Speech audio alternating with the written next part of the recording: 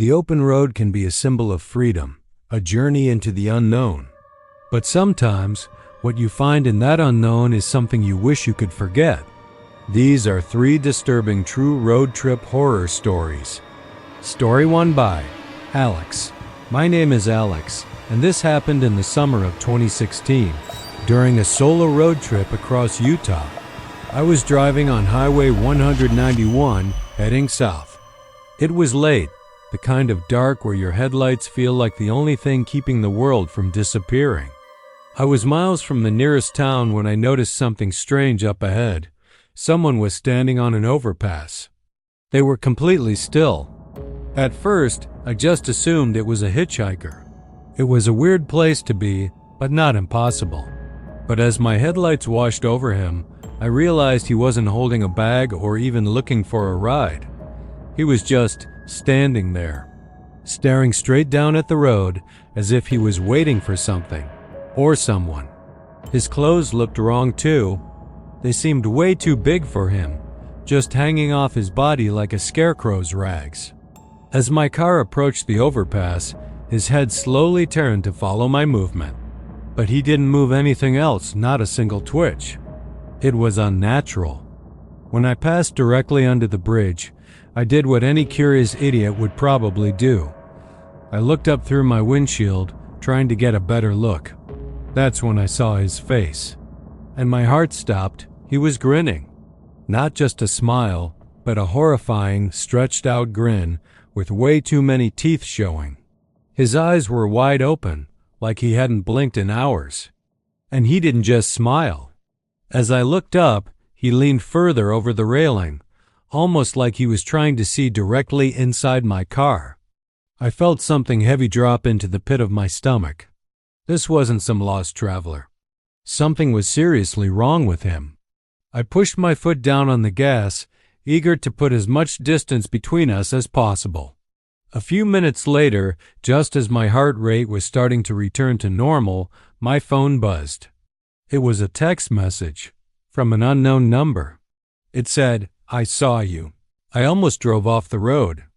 I hadn't seen a single person for miles besides that guy on the overpass, and my phone had shown no signal for the last hour.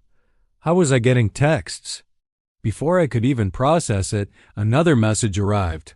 Slowed down. Why? My hands started shaking. I checked my rearview mirror and my blood ran cold. A pair of headlights had appeared out of nowhere. The driver was tailing me, staying perfectly in line with every turn I took. They weren't trying to pass. They weren't keeping a safe distance.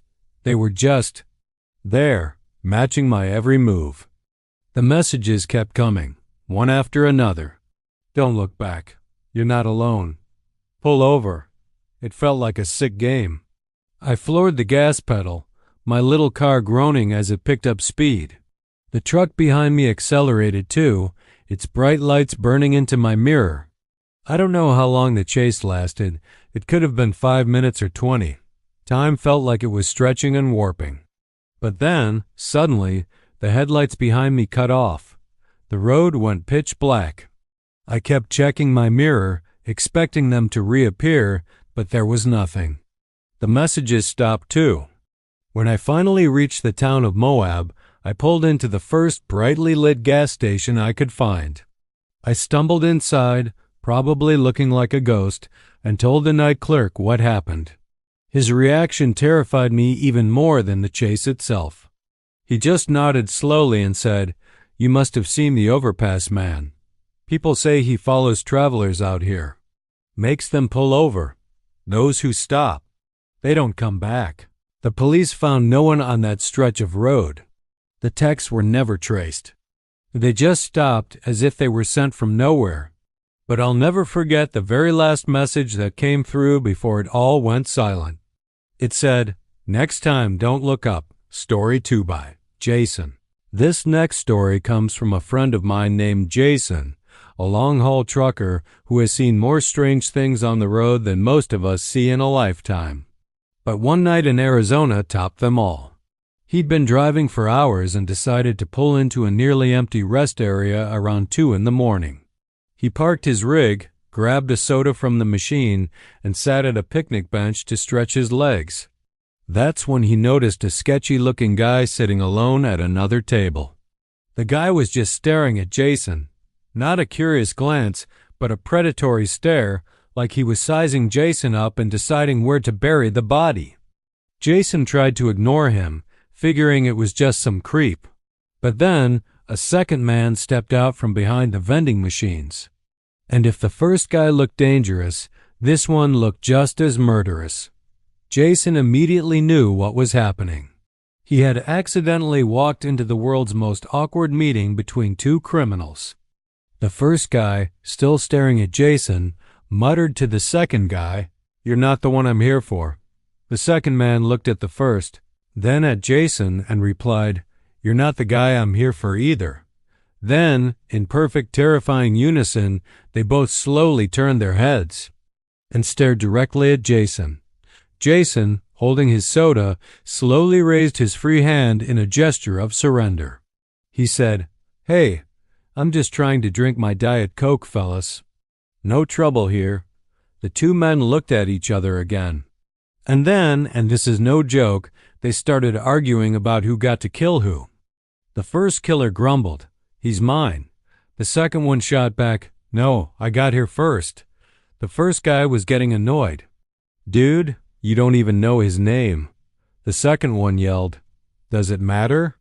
Jason didn't wait for them to reach a verdict. He dropped his soda and sprinted back to his truck as fast as he could.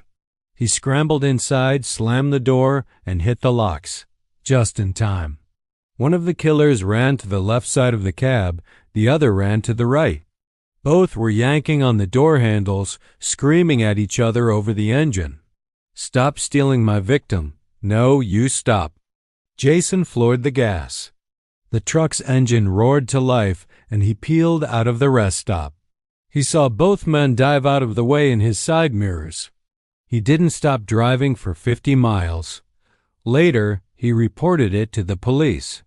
They told him it sounded like two cartel hitmen who were sent to the same spot and both mistook him for their target.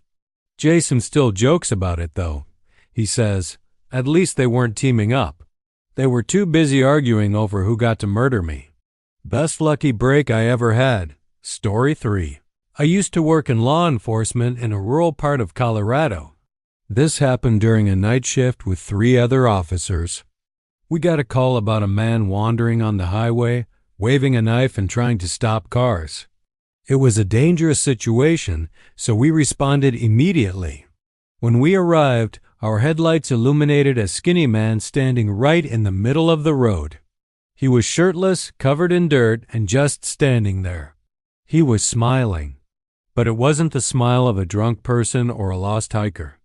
This smile was completely unhinged, like he was genuinely excited to hurt someone. My partner, Officer Daniels, got on the loudspeaker. "Police, drop the knife." The man didn't drop it. Instead, he started sprinting full speed straight at our patrol car. 4 officers, 1 deranged man. We expected him to be taken down easily. We were dead wrong. When Daniels tackled him, the man didn't flinch. He didn't grunt or shout. He didn't even seem to be breathing hard. He just grabbed onto Daniels' vest and pulled him down with what felt like impossible strength for someone his size. I moved in and hit him with my baton across his back. He didn't react at all. Officer Mills deployed her pepper spray directly in his face. Nothing. He just kept fighting. He was fighting like a wild animal, thrashing and clawing with a strength that didn't make sense. It took all 4 of us, a full-on struggle, just to get him restrained. Even then, as we cuffed him, the man kept smiling that wide, twitching smile, showing way too many teeth. As we dragged him toward the cruiser, he leaned over and whispered something to me. His voice was calm, almost casual. "You should have let me finish the road." I was unnerved. I asked him, "Finish what?" He just grinned even wider and said, "I only need 1 more." That line bothered me for weeks. What did it mean? What was he trying to finish? 2 days later, the detectives on the case told us something horrifying. The man had already stabbed 3 different travelers on that same stretch of highway over the past few days. They were all random attacks. He really only needed one more victim to complete whatever sick, twisted delusion he was living in. To this day, I can still remember the unnatural strength he had, and that smile. It was like he wasn't afraid of us at all. It was like he wasn't even human. Thanks for watching, and be safe out there.